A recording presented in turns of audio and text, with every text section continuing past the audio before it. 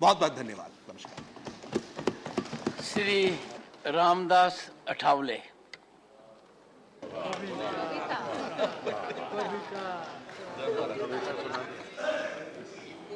आदरणीय महोदय, मैं तो अन्याय के खिलाफ लड़ा हूं। मैं तो अन्याय के खिलाफ लड़ा हूं, इसलिए आपको बधाई देने के लिए यहां खड़ा हूं। आपका अनुभव बहुत ही बड़ा है। आपका अनुभव बहुत ही बड़ा है, इसलिए आपने संघर्ष का पहाड़ चढ़ा है। मेरे पार्टी का मैं हूं अकेला। मेरे पार्टी का मैं हूं अकेला, लेकिन मेरे हाथ में है संविधान का पेला। मैं हूं मेरे पार्टी का अकेला, लेकिन मेरे हाथ में है संविधान का पेला। मैं तो हूं आपका सच्चा चेला। मैं तो हूं आपका सच्चा चेला, मुझे मत छोड़ो अकेला।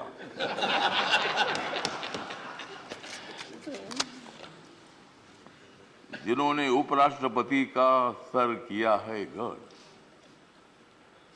जिन्होंने उपराष्ट्रपति का सर किया है गढ़, उनका नाम है धनखड़। हमें मिलकर उखाड़ देनी है विषमता की जड़। हमें मिलकर उखाड़ देनी है विषमता की जड़। इसमें जरूर सफल होंगे आदरणीय धनखड़। हाउस में जो सदस्य करेंगे फ्रैक्शन, हाउस में जो सदस्य करेंगे फ्रैक्शन, उनके ऊपर होनी चाहिए कड़ी एक्शन। हमें तो मजबूत करना है भारत नेशन। हमें तो मजबूत करना है भारत नेशन। हंगामा करने की हमें नहीं चाहिए फैशन। तो हमें पूरा विश्वास है कि आप बहुत बड़ा संघर्ष करते करते यहाँ पहुंचे हैं। गांव से आकर किसान के बेटे के माध्यम से आप इतने बड़े उच्च पद पर आए हैं। इसमें आपका अनुभव, आपका बहुत बड़ा संघर्ष है। बहुत बड़ा काम आपने किया है। आपने पश्चिम बंगाल में गवर्नर का जो काम किया है, बहुत बड़ा वहाँ चैलेंज था। वहाँ काम करना बहुत बड़ा मुश्किल था, लेकिन आपने बंगाल में बहुत अच्छा काम किया है। और बंगाल में अच्छा काम आपने किया है, इसीलिए आपको यहाँ लाने की कोशिश जरूर हुई है। मतलब आप एक संघर्षशील नेता है। मतलब वहाँ अगर आपका काम ठीक नहीं होता था तो शायद ये पद आपको मिलना बहुत बड़ा मुश्किल था, लेकिन आपने बहुत अच्छा काम किया है। ठीक बात है, बंगाल भी अपना ही है, सभी बंगाल के नेता भी अपने हैं। देश का एक वो राज्य है, और कोई भी राज्य हो, यहाँ किसी पार्टी की सत्ता आती है जाती है, कोई मुख्यमंत्री होता है, कोई नहीं होता है।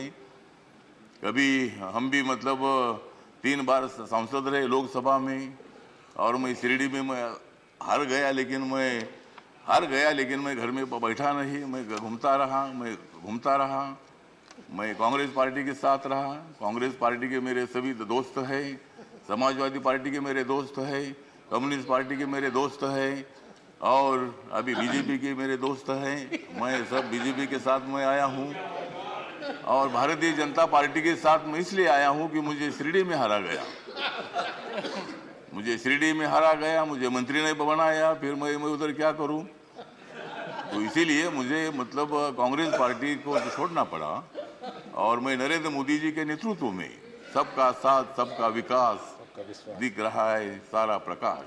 मतलब ये जो प्रकाश दिख रहा है, तो नरेंद्र मोदी जी के नेतृत्व में मैंने निर्णय ले लिया कि मैं बाबा साहब अम्बेडकर जी का अनुयायी हूँ। बाबा साहब अम्बेडकर जी ने सत्ता में आना चाहिए बताया है। मेरी अकेली पार्टी सत्ता में नहीं आ सकती है, किसी के साथ मिलकर ही सत्ता में आ सकता हूं।